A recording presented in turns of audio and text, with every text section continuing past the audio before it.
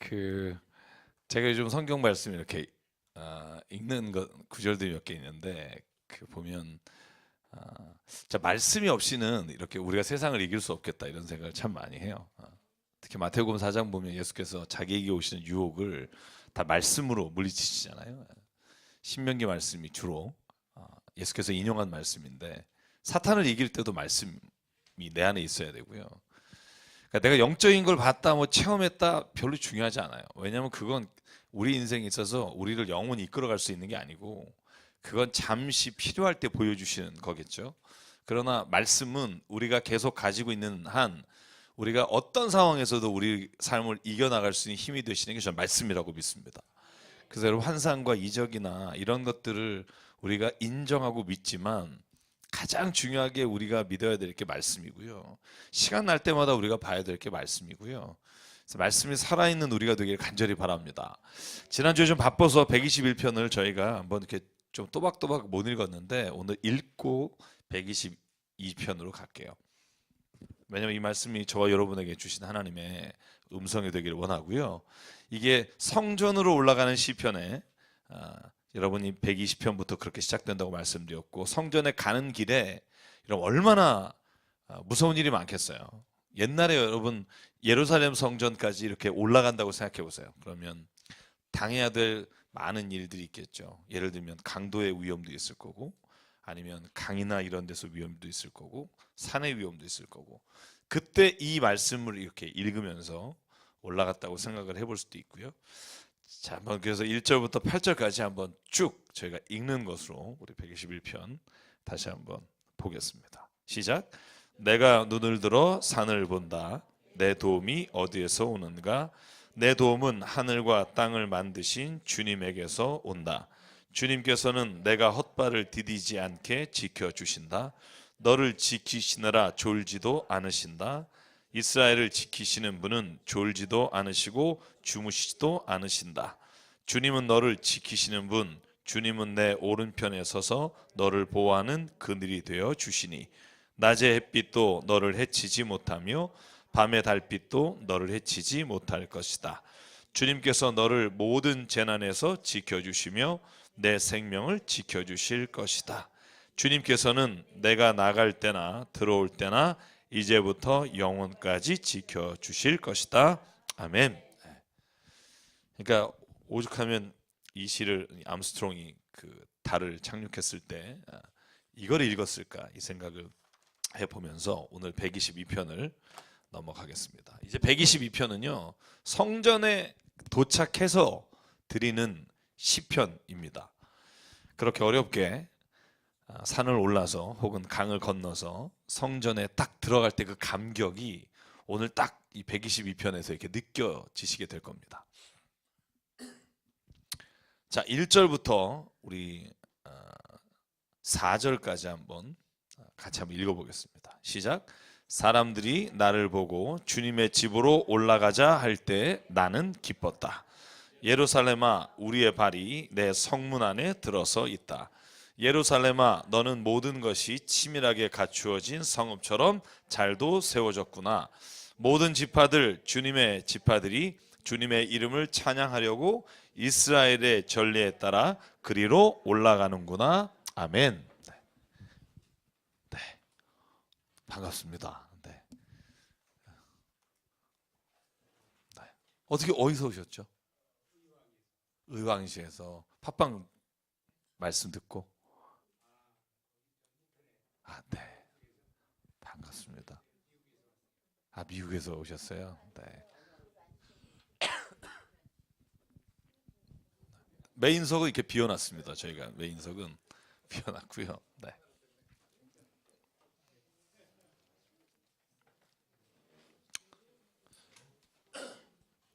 여러분 이건 우리가 어떻게 보냐에 따라 좀 다르지만 시편 122편 보시면 자 122편을 보시면 성전에 도착했어요. 여러분 예루살렘 성전에 도착해서 이렇게 고백하는 거예요. 와, 주님의 집으로 올라가자. 사람들이 나한테 그렇게 얘기할 때 와, 엄청 기뻤다는 거예요. 여러분 그런데 잘 생각해 보시면 그 길이 쉬운 길이 아니란 말이에요. 그죠? 그 길이 그냥 옆집에 있는 곳이 아니라 굉장히 힘든, 그죠? 며칠을 걸려서 거기를 올라가기도 하고, 갈릴리에서 내려오려면 이 하룻길에 못 가는 경우도 있고 숙박을 하면서 와야 되는데 너무 기뻤다는 거예요.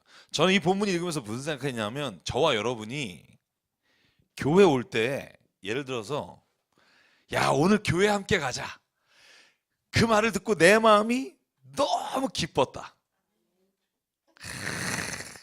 왜 대답하고 웃으세요?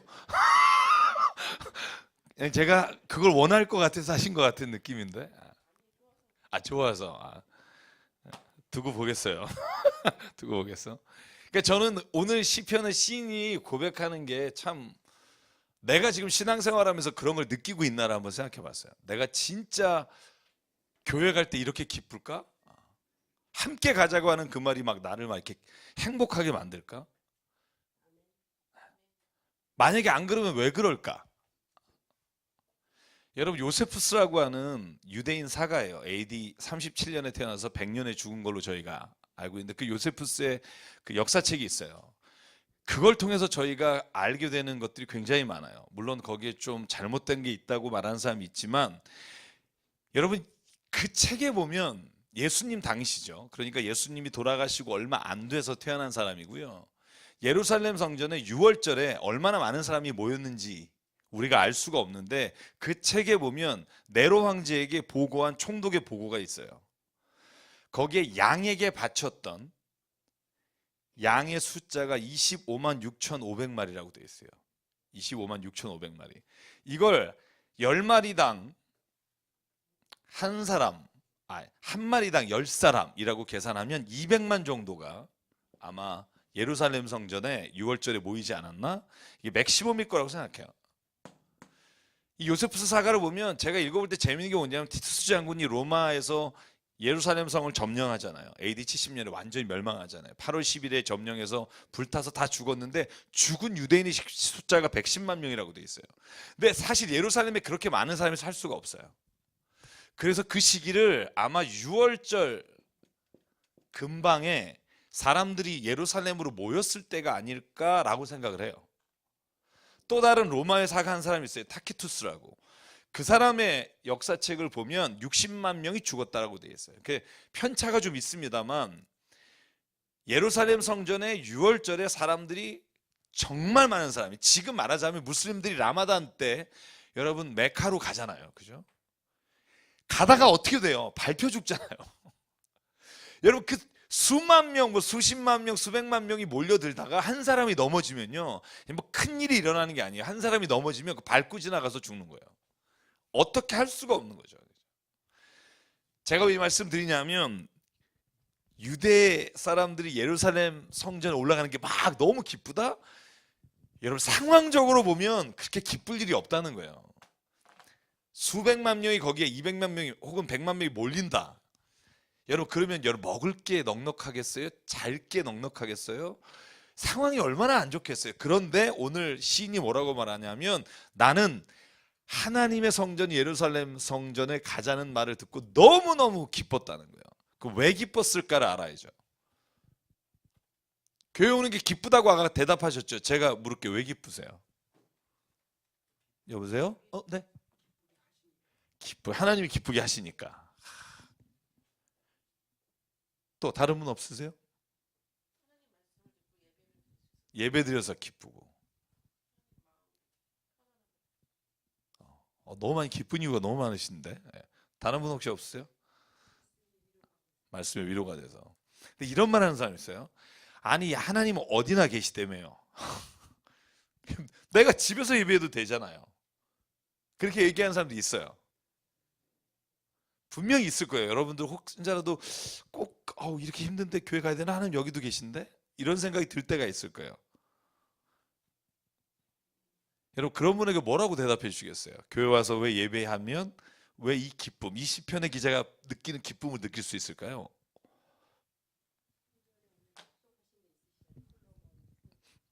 성전에 오면 하나님께서 어디에나 계시지만 이 성전에서 기도하실 때 하나님 내 기도를 들으시고 응답해 주십시오라는 솔로몬의 성전에 드리는 기도가 있죠. 제가 역으로 물어볼게요. 여러분 다 마음으로 축복하는데 뭐 하려고 생일날 케이크 잘라요? 여러분 결혼기념일 뭐 그냥 마음으로 그냥 내가 축복하면 되지 뭐하러 만나서 왜 로맨틱하게 뭐 이런 거 해요? 가족끼리 뭐 그냥 집에서 시간 되면 혼자서 밥 먹으면 되지 왜 같이 밥 먹으려고 해요? 여러분 뭐라고 대답하시겠어요?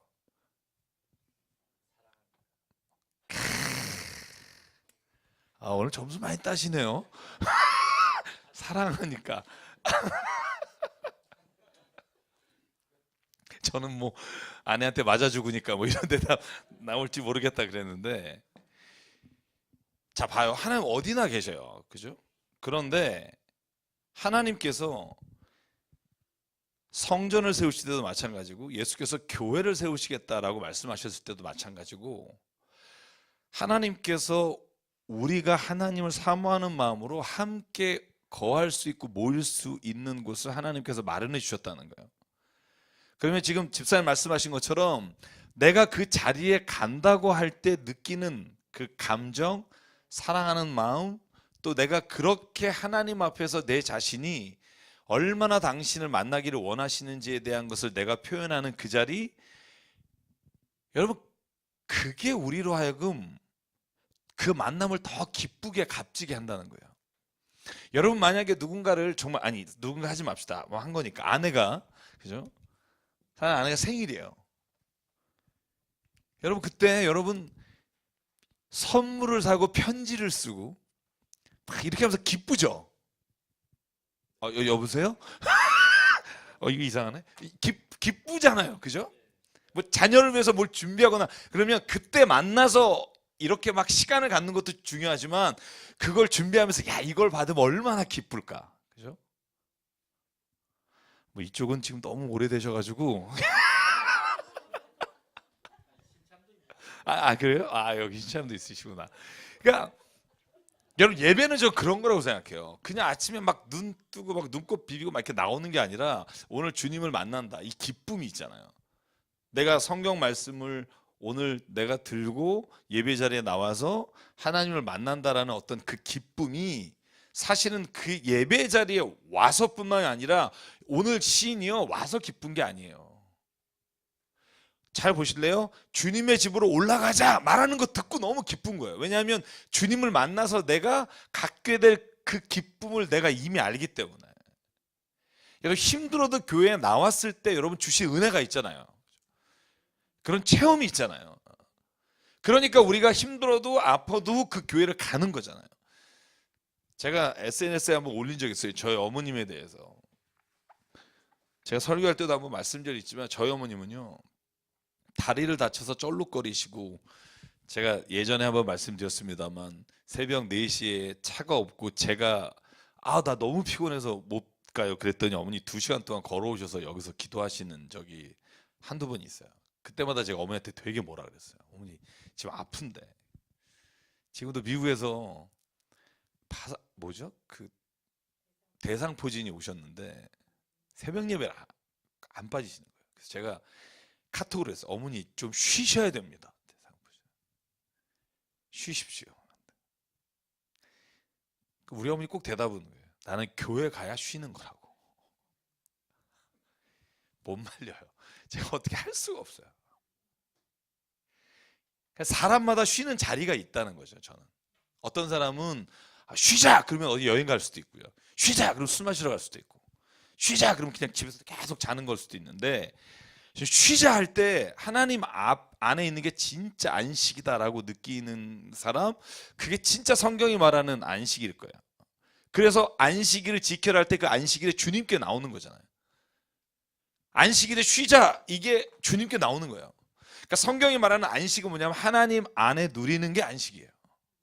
세상의 여러 가지 생각과 복잡한 것과 돈과 내가 여태까지 욕심에 끌려다니는 것들로 인해서 막 머리가 복잡하고 그럴 때 하나님 앞에 와서 모든 걸 다 내려놓는 게 안식이에요. 여러분 그 안식이 저와 여러분에게 있기를 원합니다. 그래서 안식은요 아무것도 안 하는 게 아니에요. 하나님 안에 있는 게 안식이에요. 성경적인 개념이, 그래서 안식이라는 말 자체가 하나님이 함께 하시는 거예요. 여러분 이따가 하나님이 내 편입니다 하는 단어 중에 하나님이 내 편이라는 단어를 보니까 임마누엘의 임이라는 단어를 썼더라고요. 임이 with란 뜻이에요. 그러니까 하나님하고 함께 있는 거, 이게 안식이고, 하나님이 내 편에 있다 그러면 내가 하나님이 함께 있는 게, 그게 내 삶에 있어서 가장 안전한 곳이 그 자리라는 거예요. 여러분 그러니까 이 시는 막 성전 올라가자 그 말만 들으니까 너무 행복한 거예요. 저는 이 행복이 저와 여러분에게 있는 행복이 되기를 간절히 바랍니다. 그 행복이 어떻게 되냐 하면, 잘 보실래요? 점점 확장돼요. 2절에 보면 우리의 발이 성문 안에 들어가요. 그리고 나서 성읍처럼 성읍 전체를 이제 시편이 노래하고요. 그 다음에 모든 지파, 모든 주님의 지파들이 주님의 이름으로 찬양하려고 이스라엘의 전례를 따라 그리로 올라간다. 이렇게 되어 있어요. 5절부터 한번 9절 맞아볼게요. 시작. 거기에 다스리는 보좌가 놓여 있으니 다윗 가문의 보좌로구나. 예루살렘의 평화가 깃들도록 기도하여라. 예루살렘아, 너를 사랑하는 사람들에게 평화가 있기를. 내 성벽 안에 평화가 깃들기를. 내 궁궐 안에 평화가 깃들기를 빈다 하여라. 내 친척과 이웃에게도 평화가 너에게 깃들기를 빈다 하고 축복하겠다. 주 우리 하나님의 집에 복이 깃들기를 빈다. 아멘. 여러분 하나님의 전에 와서 하나님으로부터 받은 기쁨이 충만한 사람들에게 주시는 가장 큰 은혜가 뭐냐 하면 평화예요. 평화. 제가 몇 번 강조했습니다만 평화는 편안한 거하고 다르죠. 그래서 이 평화는 하나님만 줄 수 있다고 제가 설명을 드렸어요. 근데 이 평화가 어떻게 되냐면 오늘 점점 확장되는 거예요. 잘 보시면 처음에 6절에 보면 예루살렘의 평화가 깃들도록 기도해라. 예루살렘아, 너를 사랑하는 사람들에게 평화가 깃들고, 그 다음에 어떻게 돼요? 성벽 안에 평화가 깃들고, 그 다음에 궁궐 안에 평화가 깃들고, 8절 보면 친척과 이웃에게도 평화가 깃들고, 그리고 9절 우리 하나님의 집에 복이 깃들기를. 그러니까 내 안에 평화가 오면 여러분 내 주변에 있는 친척, 이웃, 내 가정, 내가 일하는 모든 곳에 하나님의 평화가 깃들기를 내가 빈다, 이렇게 돼요. 여러분 그리스도인은요, 저는 피스메이커라고 말씀드렸죠. 피스메이커. 저는 오늘 이 시편을 읽으면서 또 무슨 생각했냐면, 하나님이 가장 원하시는 건 우리가 가는 자리마다 평화가 있는 거예요. 막 갈등이 일어나다가, 막 부부 사이에 가정에서뿐만 아니라 모든 자리에서 갈등이 일어나다가 우리 그리스도인이 가면 거기에 평화가 깃들어요.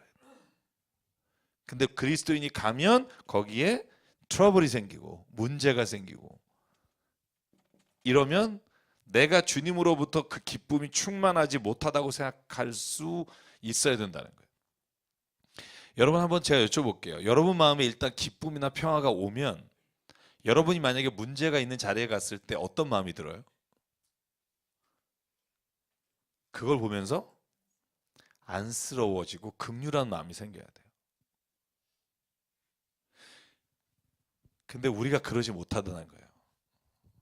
여러분 잘 생각해 보실래요? 만약에 여러분이 죄 가운데 있는 사람을 봤을 때, 아니면 정말 뭔가 잘못된 일을 한 사람 봤을 때 어떤 마음이 드세요? 불쌍하고 딱하다. 이거 오늘 이렇게 경지가 높으신 분들이 오셔서 재수 없다 이런 생각 안 드세요? 재수 없다 이 생각이 드는 건 이미 내 마음에 긍휼한 마음이나 하나님의 주신 마음으로 채워지지 않을 때 그래요.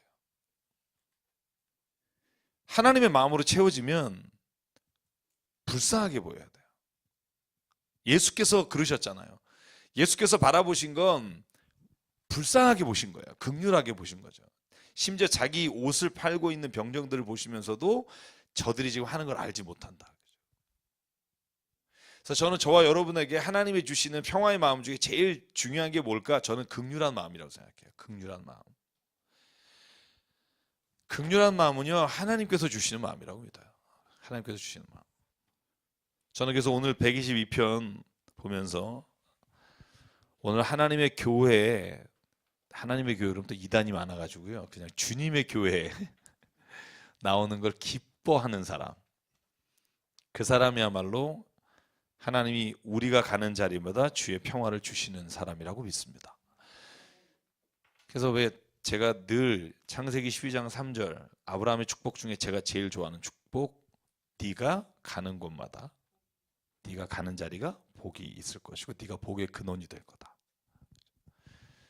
여기 하나님의 집에 복이 깃들기를, 저는 이걸 하나님의 집이 예루살렘일 수도 있지만 저는 하나님의 집이 온 땅이라고 해석할 수 있다고 생각해요. 왜냐하면 여기 여러분 벳엘, 그럼 창세기 29장에 보면 이 벳엘이요 예루살렘이 아니에요, 그죠? 야곱이 자기가 자다가 하나님 만난 자리를 벳엘이라고, 그렇게 하나님의 집. 여기는 벳 야훼예요. 단어가 좀 다릅니다만 저는 하나님이 계신 이 모든 곳에 평화가 깃들도록 하는 게 누구냐 하면, 저는 성전에, 교회에 가기를 기뻐하는 사람을 통해 하나님께서 그 일을 이루어 주시고 오늘 우리가 그 일을 이루어가는 하나님의 사람이 되기를 간절히 바랍니다. 네, 네.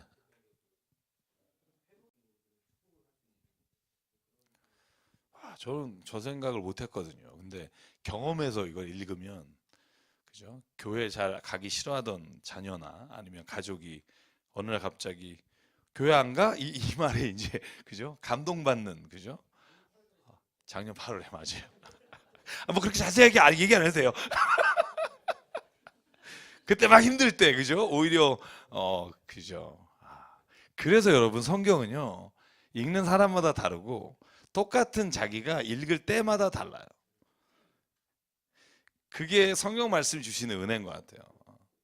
작년에 읽을 때하고 다르고 또 내 마음 상태가 어떠냐에 따라서 좀 다르고. 그래서 어쨌든 이 시편이 여러분의 가족과 혹은 여러분 주변에 있는 사람들과 함께 예배하는 기쁨이 됐으면 좋겠어요. 같이 가자. 그러니까 누가 힘들 때 우리가 그 자리에서 함께 가자 이렇게 얘기해 줄 수 있으면 좋겠고, 내가 힘들 때 누가 또 그렇게 얘기해 주면 힘을 얻고 가잖아요, 그죠?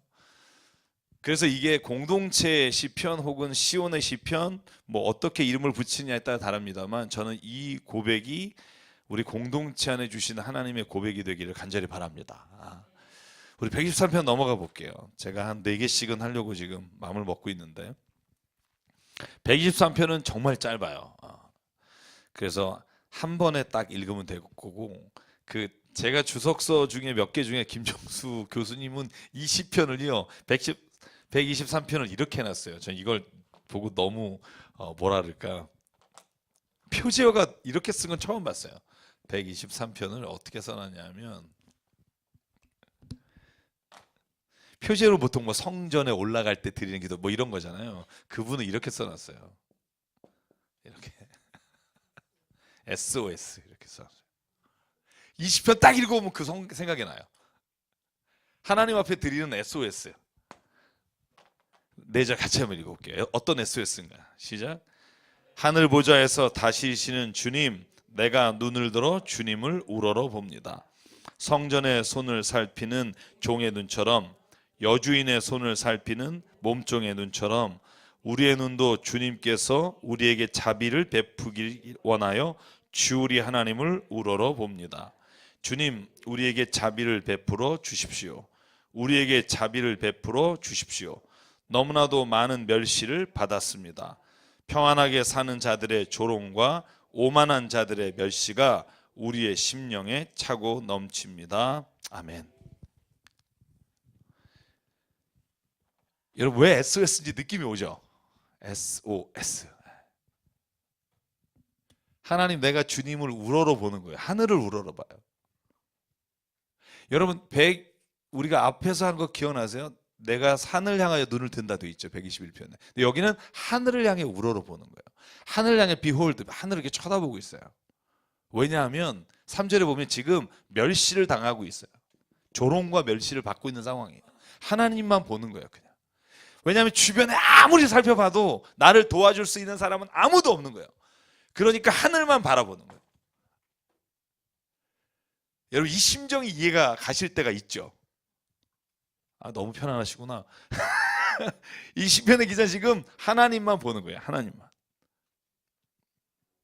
그리고는 오늘 2절에 뭐뭐 같이 마치 상전의 손을 본다. 여러분 손이 뭐냐면 have mercy예요. 그러니까 자비를 베풀어 주기를 상전의 손을 보고 여자 몸종은 여주인의 손을 보는 거예요. 나를 지금 어떻게 좀 해주기를. 귤을 바라본다 혹은 핸드 손을 바라본다 이런 의미가 뭐냐면 그 사람에게 처분을 기다리고 있는 거예요. 마치 주인이 남자가 어떤 남종이 일을 저질렀을 때 그 사람에게 처분을 기다리듯이 오직 주님만을 바라보며 주님의 처분과 주님의 행하실 것을 보고 있다는 거예요.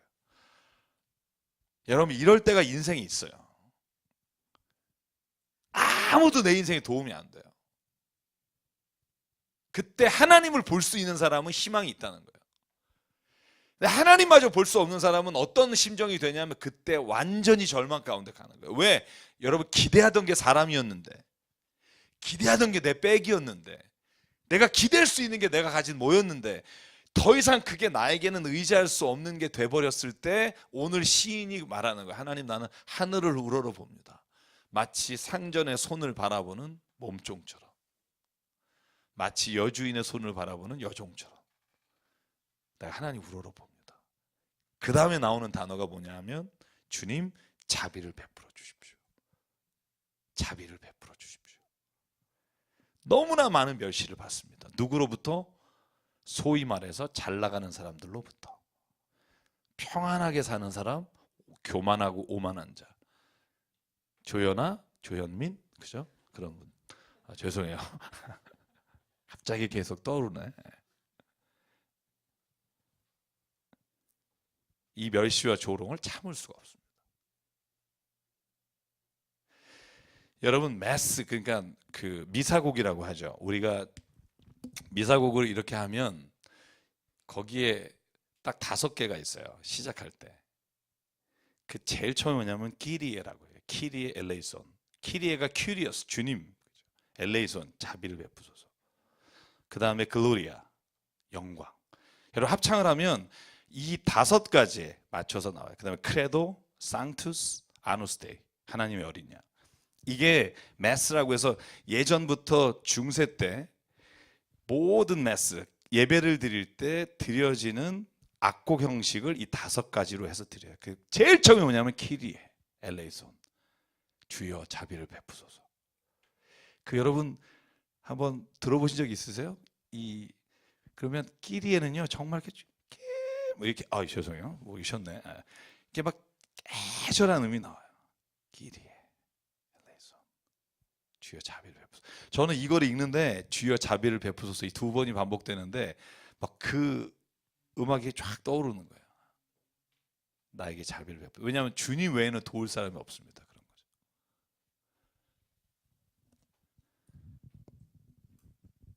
여러분 요즘 갑이라는 말 많이 쓰잖아요. 소위 말해서 오늘 이 123편은 갑으로부터 당하는 멸시예요. 평안하게 사는 자라는 의미가 뭐냐 하면 모든 것을 가진 사람들이에요. 오만한 자가 뭐냐 하면 높은 권력에 있는 사람. 그 사람들에게 당하는 멸시와 모욕. 여러분 잘 보세요. 요즘 이사야 46장 하잖아요. 그죠? 오늘 아침에 1절부터 7절이었고.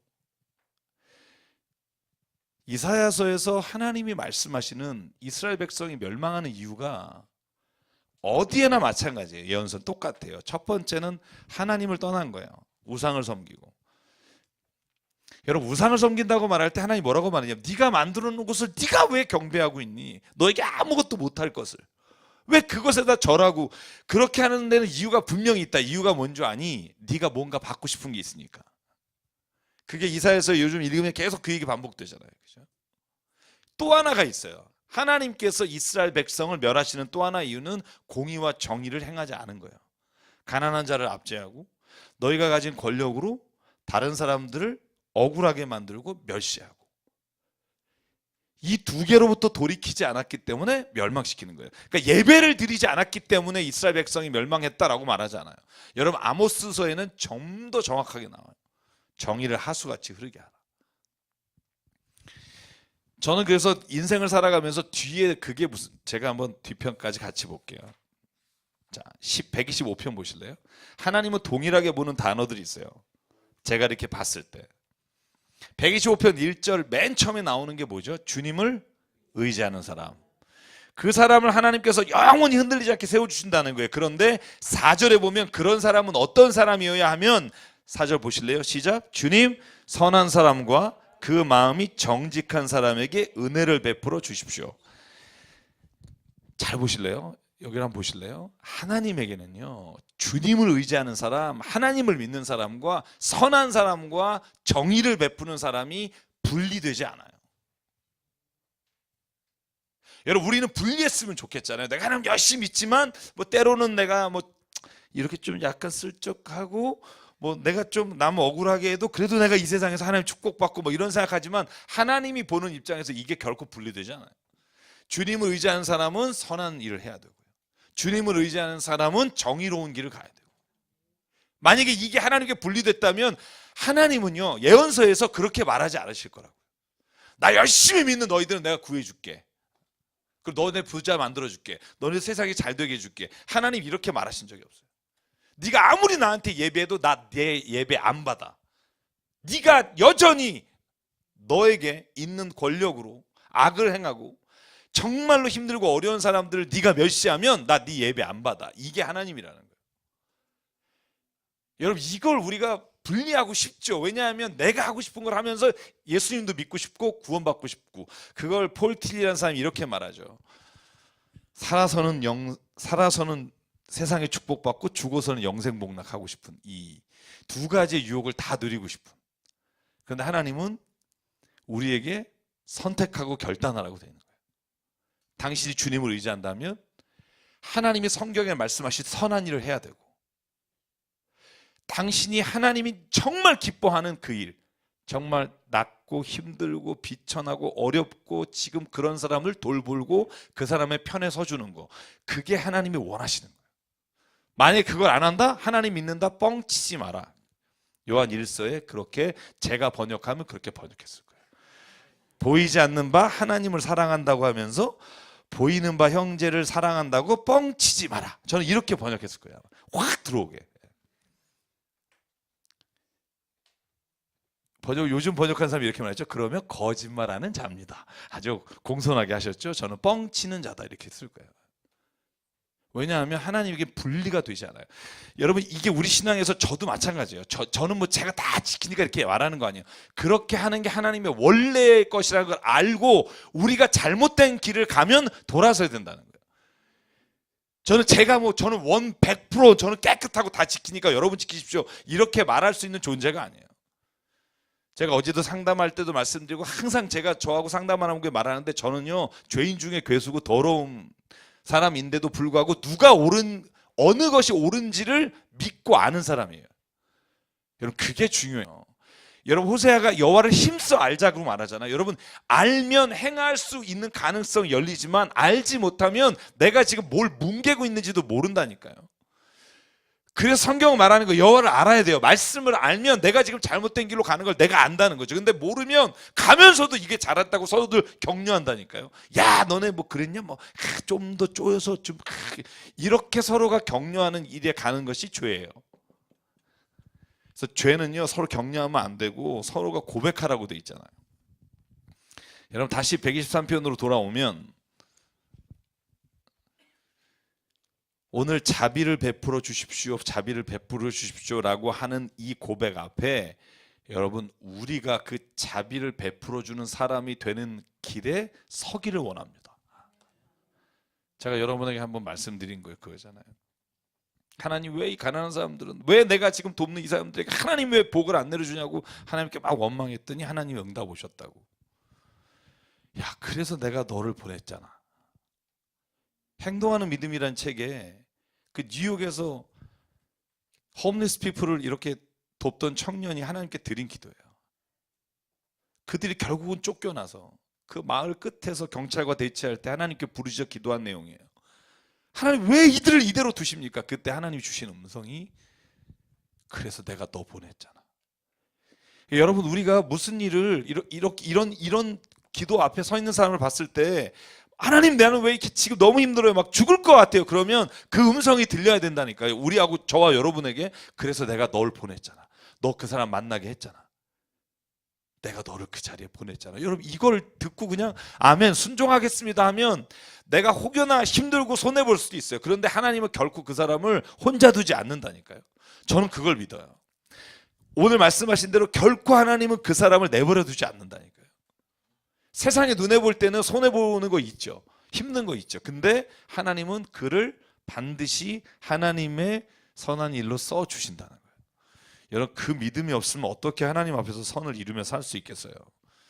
그 너머를 보니까 우리가 믿을 수 있는 거고 살 수 있는 거고. 오늘이 SOS 하나님 앞에 치는 이 구조 요청에 우리가 또한 주님께 구조 요청도 하지만 구조 요청하는 사람이 주변에 있다면 우리가 그 사람에게 응답하는 사람이 되기를 간절히 바랍니다. 124편 넘어갈게요. 124편. 124편은요 감사시예요. 읽어보시면 알겠지만 주님이 내 편이 되주셨다는 시예요. 뒤에도 하나 더 나옵니다만 오늘 거기까지 갈지 모르겠습니다만 자 8절까지니까 한 번에 그냥 읽을게요. 시작. 이스라엘아 대답해 보아라. 주님께서 우리 편이 아니셨다면 우리가 어떠하였겠느냐. 주님께서 우리 편이 아니셨다면 원수들이 우리를 치러 일어났을 때에 원수들이 우리에게 큰 분노를 터뜨려서 우리를 산채로 집어삼켰을 것이며 물이 우리를 덮어 홍수가 우리를 휩쓸어 갔을 것이며 넘치는 물결이 우리의 영혼을 삼키고 말았을 것이다. 우리를 원수의 이에 찢길 먹이가 되지 않게 하신 주님을 찬송하여라. 새가 사냥꾼의 그물에서 벗어남같이 우리는 목숨을 건졌다. 그물은 찢어지고 우리는 풀려났다. 천지를 지으신 주님이 우리를 도우신다. 아멘. 여러분 여기에서 1, 2절에 반복되는 게 있어요. 주님은 누구 편이다? 우리 편이다. 밑줄 쫙 치시고요. 주님은 우리 편이십니다. 믿으십니까? 이스라엘 백성이 이렇게 고백했어요. 주님은 우리 편입니다. 그래서 선민, 우리는 선택된 백성입니다. 근데 여러분 왜 이스라엘이 망하고 포로로 끌려갔을까요? 생각해 보세요. 하나님 우리 편인데 왜 바벨론에게 완전히 멸망돼서 포로로 다 끌려갔을까요? 물론 전체가 다 간 건 아니지만 왜 나라가 망했을까요? 왜 예루살렘 성전이 쫄딱 무너졌을까요? 저는 이 시를 읽으면서 한 가지를 더 떠올려요. 주님이 우리 편이십니다 라고 우리가 고백하지만 또 한 가지가 있어야 된다고 생각해요. 우리가 주님 편입니다. 만약에 우리가 주님 편이 안 되면 주님이 우리 편이시기 때문에 우리를 주님의 사람으로 만들기 위해 때로는 주님의 사랑하는 자녀를 어려움 가운데 두시는 분이 아버지시라는 거예요. 여러분 우리가 이걸 이해하지 못하면 주님이 우리 편인데 왜 우리를 돕지 않으시지? 여기서 물이 우리를 휩쓸고 가고 막 홍수가 우리를 막 휩쓸고 가고 우리가 악인이 우리를 막 집어삼키려고 할 때 하나님이 나를 건져주셨다. 나는 안 건져주셨는데 여러분 이럴 수 있어요. 여러분 근데 전 두 가지 생각해요. 하나는 하나님이 나를 안 건져주셨습니다 라고 느끼실 때는 첫 번째를 기억하십시오. 뭐냐 하면 제가 지금 말씀드린 것처럼 내가 하나님의 편이 되지 않았을 수 있다는 걸 보십시오. 꼭 첫 번째 그거예요. 내가 하나님의 편이 되지 않고 나 안에 무엇인가가 하나님 안에 막혀진 게 있을 거다. 두 번째는요. 우리의 눈에 보이는 것으로 하나님이 내 편이 되셨다 아니셨다를 판단하지 말자는 거예요. 저는 그러려고 애썼어요. 예를 들면 지금 상황이 안 좋아요. 지금 내가 보이는 건 오히려 내가 기도하는 거에 반대 방향으로 가요. 막 그럴 수 있잖아요. 이게 하나님이 내 편이 지금 안 되신 거냐? 우린 몰라요. 몰라요. 예를 들어서 요셉이 이집트로 끌려가서 그 고난의 시간이 하나님이 내 편이 아니었다고 생각할 수 있잖아요. 만약에 내가 요셉이라면 나 그랬을 수 있을 것 같아요. 욥이 야곱이 자기의 삶의 순간에 하나님 내 편이라며요 라고 할 수 있는 시간들이 있다는 거예요. 근데 잘 생각해 보자고요. 우리가 어떻게 그 너머에 있는 하나님의 뜻을 다 알 수 있겠냐고. 모르잖아요. 그래서 제일 중요한 게 뭐냐면 내 삶의 자리에서 내가 그 상황이 내가 하나님이 마치 내 편이 아닌 것 같다고 느껴질 때 그 너머를 볼 수 있는 눈이 없다면 그때 우리가 해야 될 게 뭐냐면 전 기도라고 생각해요.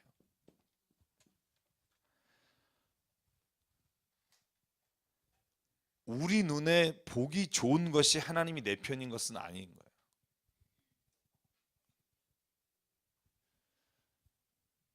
여러분, 우리가 자녀를 키워보면 그렇잖아요.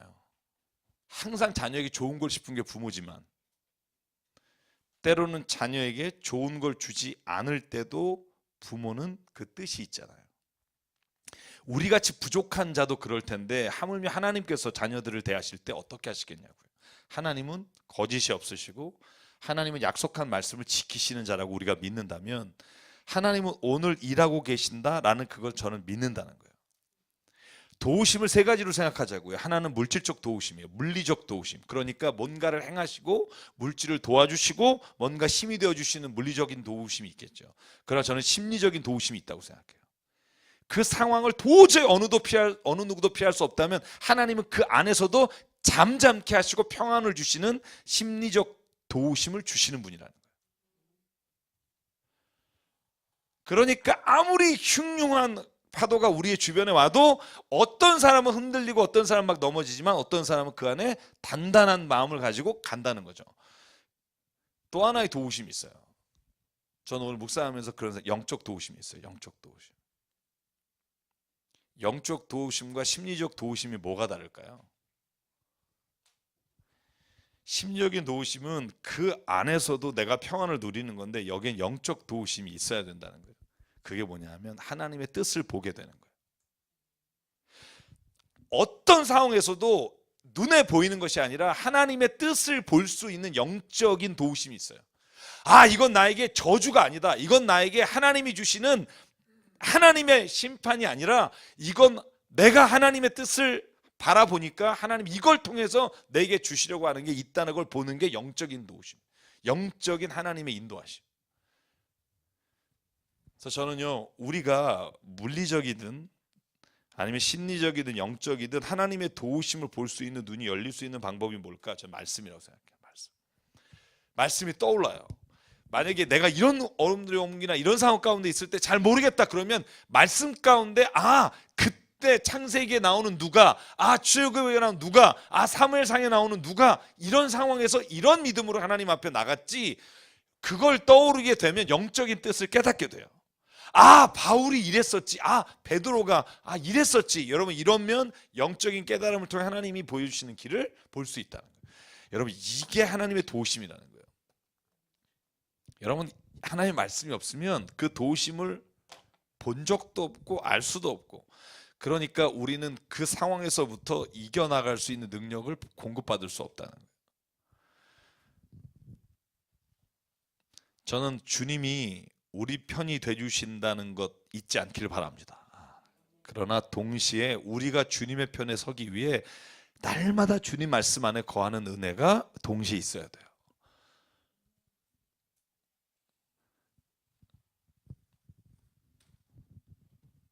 그럴 때 하나님께서는 오늘 이 시편의 고백처럼 8절이 마지막으로 고백될 수 있게 하신다고 믿어요. 같이 읽을까요? 시작. 천지를 지으신 주님이 우리를 도우신다. 아멘. 네. 우리 하나만 더 하죠. 125편. 네. 원래 126편까지 하고 싶었는데 5개씩 좀 쉽지 않네요. 네. 이제 고지가 얼마 안 남았습니다. 네. 125편. 이제 25편 남았습니다. 짧으니까 우리 계속 짧아요. 같이 한번 읽을게요. 시작.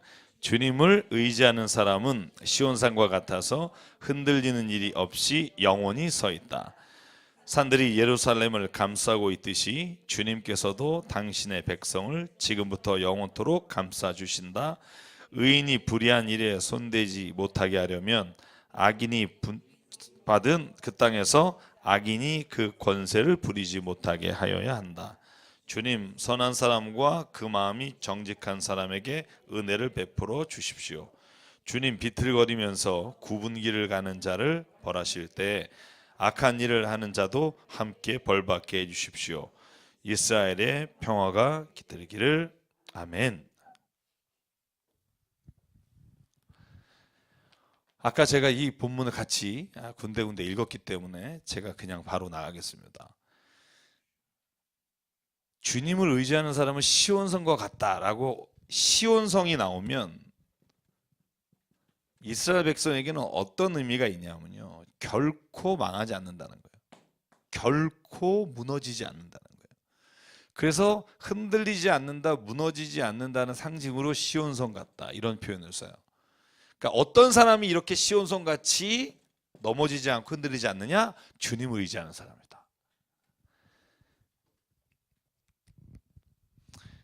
지금 이 사람이 어떤 상황 가운데 있냐면, 우리가 이 본문을 통해서 깨달을 수 있는 게 악인이 불의한 일로 권세를 부리고 있는 상황이라는 걸 알 수 있어요. 지금 편안 가운데서 지금 이 시편의 기자가 쓰고 있는 게 아니라 악한 사람, 악인이 지금 의인의 분깃을 다 빼앗아서 그 분깃을 가지고 권세를 누리고 있는 거예요. 그 상황을 하나님 앞에 토로하는 거예요. 그러니까 오늘 이걸 지혜시라고도 보는 이유는 뭐냐면 의인과 악인이 나와요. 우리가 보통 잠언에서 나오는 것처럼. 근데 하나님은 지금 의인의 편이신데, 주님을 의지하는 사람이 의인인데, 그런데 지금 그 땅에는 악한 사람들이 의인의 분깃까지 다 빼앗아 간 거예요, 악인이. 그러니까 오늘 뭐라고 기도하냐 하면, 하나님이 이 악한 사람이 오늘 3절 뒤에 보면 분깃으로, 의인의 분깃으로 받은 그 땅에서 악인이 그 권세를 부리지 못하게 해주십시오 라고 기도하는 거예요. 근데 저는 그 앞에 있는 구절이 너무너무 마음에 와닿아요. 그게 뭐냐면 3절 맨 앞에 같이 읽을까요? 시작. 의인이 불의한 일에 손대지 못하게 하려면, 여기까지 보죠. 자, 한번 잘 보십시오. 이제 제가 늘 그런 말을 하죠. 뭐냐면 악한 것이 하나라도 있으면 선한 것이 무너져요. 그걸 너무나 자주 봐요. 10사람이 다 신뢰하고 믿으면 그 믿음이 쭉 가요. 그러다가 어느 한 사람이 속이잖아요. 그러면 모든 사람이 마음을 닫아요. 여러분 그런 거 못 보세요? 저는 가족에서도 그걸 보고요, 사회에서도 그걸 봐요.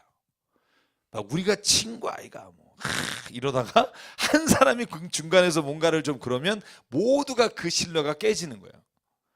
그러니까 여기서 뭐라고 말하냐면, 의인이 자기가 세상을 살아가면서 불의한 일에 손대지 않게 하려면 하나님 악인을 막아주셔야 됩니다. 이 기도예요. 만약에 악한 사람이 의인의 분깃을 가지고 권세를 부리기 시작하면 의인들도 악인과 똑같이 악한 마음으로 그 권세를 누리게 된다는 거예요. 그러니까 하나님, 의인이 불의한 일에 손대지 않도록 악한 사람을 하나님께서 막아주십시오. 그래서 오늘 말씀에 보면 5절에 굽은 길을 가는 자, 악한 일을 하는 자, 이 사람들이 다 의인과 반대되는, 선한 사람, 정직한 사람과 반대되는 일을 하는 사람들이에요. 굽은 길을 가는 사람이라는 게 뭐냐면 자기 마음대로 갈짓자로 자기 뜻대로 악한 일을 행하는 사람, 그 모든 사람들 하나님께서 다 벌받게 해주십시오. 그렇죠? 이런 기도 좋죠. 이런 기도 좋죠. 악인은 벌받게 해주십시오. 근데 제가 늘 말씀드리죠. 그 악인이 날 수도 있다는 건 항상 생각하자. 진짜 이 땅에 거짓말하는 사람 싹 다 죽었으면, 그러면 당신이 거기 안 들어간다는 보장은 없다. 늘 그 생각을 하면서 우리가 생각을 하되, 오늘 본문에서는 이 시인은 항상, 저는 그렇죠, 시편은 내가 그렇게 될 수 있다는 전제를 늘 갖고 있기 때문에 악인은 뭐라 해 주십시오라고 난 다음에 우리가 반복적으로 봤던 것 중에 하나가, 하나님, 내가 만약에 내 안에 죄가 있다면 주님께서 내 죄를 오늘도 도말해 주시고 회개합니다, 이런 고백들이 함께 가는 거죠. 저는 그리고 죄가 없는 곳에 주시는 5절 마지막 절에 뭐냐면, 이스라엘에 뭐가 깃들기를? 평화가 깃들기를. 마지막으로 이 얘기만 하고 마칠게요. 아까 앞에서도 말한 이 평화라는 반복되는 단어 중에 가장 중요한 평화는요, 어떤 때 가장 평화롭냐면 죄가 없는 곳이 평화로워요. 돈이 많으면 평화로워요? 아니, 절대 그렇지 않아요. 그 평화는 별로 이렇게 진짜 평화가 아니고요. 죄가 없는 곳이 평화가 와요. 그래서 예수께서 대속의 은혜로 우리를 위해 죽으시니까 뭐가 와요? 평화가 왔다니까요. 여러분 이런 경험 있으시지 않으세요? 죄가 물러갔을 때 주시는 평화. 평화 평화로다 하늘 위에서 내려오네. 여러분 이 평화가 뭐라고 생각해요? 이게 어떤 종류의 평화일 것 같으세요? 그냥 이렇게 편안한 상태? 아니에요. 그 평화는요, 내가 죄로부터 용서받은 평화고요. 그다음에 죄를 행했을 때 내 안에 늘 불안함과 내 안에 가지고 있는 늘 그거의 짓눌림으로부터 내가 주의 은혜로 해방되는 평화가 진짜 평화라. 여러분 만약에 여러분 스스로가 잘못된 걸 알면서도 그 일을 했을 때 느끼는 내가 가지고 있는 거 있잖아. 예를 들어서 돈을 막 계산했는데 돈 계산이 잘못됐는데 이거를 전화할까 말까, 그 사람이 돈을 2만 원 들가져갔는데 막 이렇게 고민을 하다가 아휴 하나님이 나한테 주신 선물이겠지 이러고 이제 나는 이제 넣었단 말이에요. 그러면 늘 생각나요. 그 사람이 사진, 예를 들면 우리 집사님으로 하면 뭐 물건 사러 왔다 그러면 혹시 아나 뭐 이러죠, 그죠? 제가 지금 예를 들지만 이게 가장 인간이 가지고 있는 가장 평화롭지 않은 거예요. 그래서 죄로부터 해방되는, 여러분 로마서 7장 8장 읽으면 죄로부터 해방되는 게 왜 진짜로 하나님이 생명을 주신 거냐 하면 그때 진짜 내 안에 평화가 오거든. 모르고 지은 죄는 사람이 그만큼 죄책감에 짓눌리지 않지만 알고 지은 죄는요 평화가 오질 않아요. 그래서 하나님이 주시는 가장 큰 은혜는 저는 평화라고 생각하고요. 평화를 내 안에서 지키기 위해서 가장 하나님이 기뻐하시는 게 뭐냐? 악한 자의 길을 따르지 않는 거고요. 오만한 자의 자리에 앉지 않는 거고요. 죄인의 길에 서지 않는 거고요.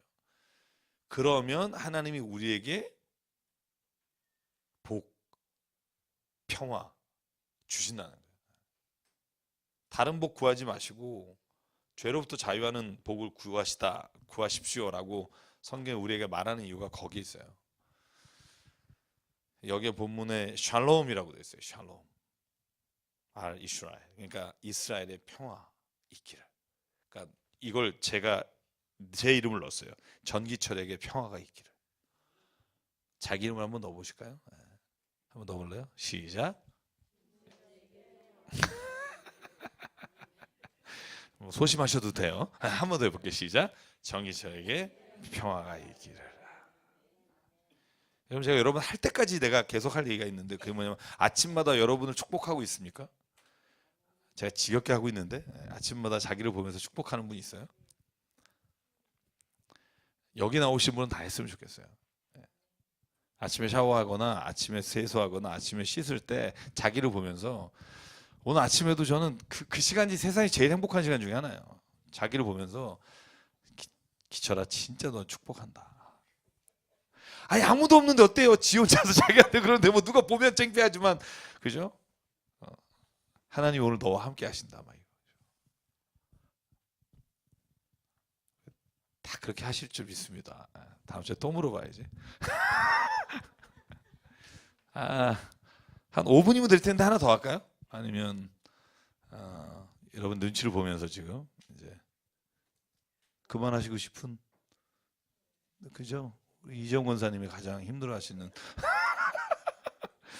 그러니까 저는 성경 말씀이 진리라는 게 너희 집안에 너희 원수가 있느니라 이런.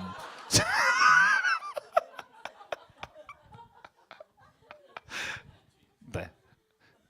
너무 사인을 딱 주시니까 제가 이제 그만하겠습니다. 그만하겠고 자 다음 주에 그 여러분 32편이 좀 길고 나머지는 짧아요. 그래서 127편을 제가 여러분이 잘 아시는 말씀인데요. 그래서 좀 읽어왔으면 좋겠어요. 126편부터 132편까지 한번 쭉 읽으시고요. 그러면 조금 여러분이 오셔서 나눌 이야기도 많을 것 같고요. 좀 더 우리가 풍성하게 뭔가 이야기를 나눌 수 있을 것 같고요. 마지막 질문 받겠습니다. 마지막 질문.